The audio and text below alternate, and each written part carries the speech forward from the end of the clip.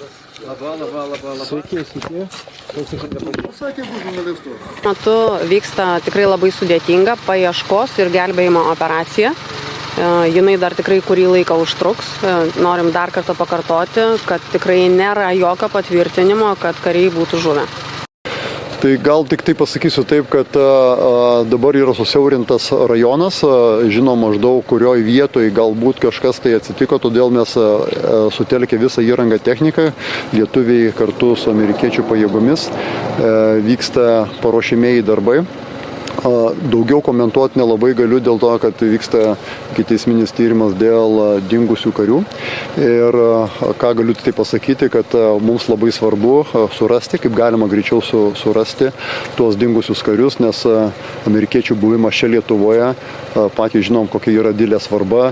Ir mums Amerikos kariai, tai aš juos jie kaip mūsų Lietuvos kariai. Todėl mes dedam visas pastangas kartu su amerikiečių vadovybė, čia bataliono vadu, yra brigados vadas atvykęs, ieškom ir bandom ieškoti sprendimų.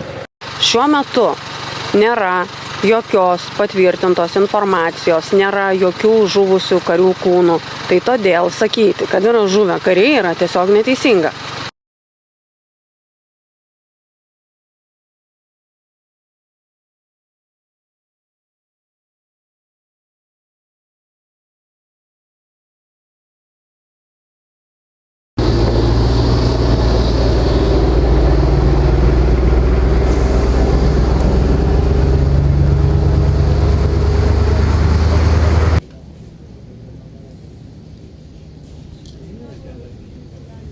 Tradition, symbolizing the establishment of the battalion in Lithuania, ready to conduct operations.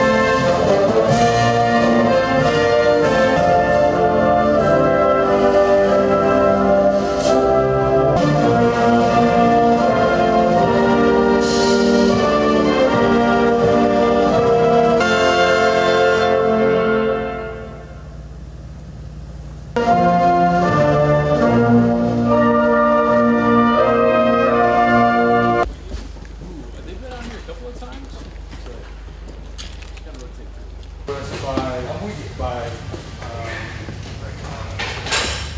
host nation.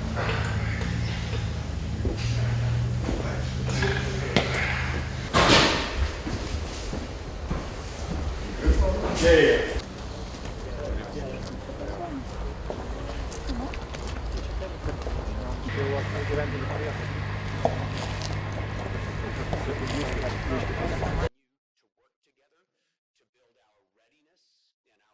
Interoperability and support of NATO deterrence objectives.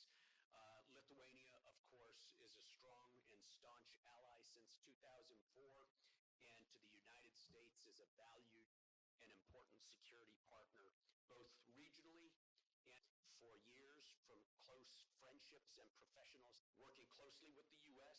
to improve military mobility and to modernize training facilities. Bendras pratybas ir mokymus, taip pat bendrus veiksmus krizės ir karo atveju. Visi stebime šiandien situaciją Lietuvoje ir pasaulyje, kuri išlieka įtempta. Susidurime su įvairiais iššūkiais, todėl mūsų ir Jungtinių Amerikos Valstijų karinė draugystė. Šiandienos susitikimo metu ne tik aptarėme darbinius klausimus, bet ir patikinau, kad mes Lietuvos kariuomenė ir Lietuvos valstybė darome viską, kad būtume lygiaverčiai sąjungininkai.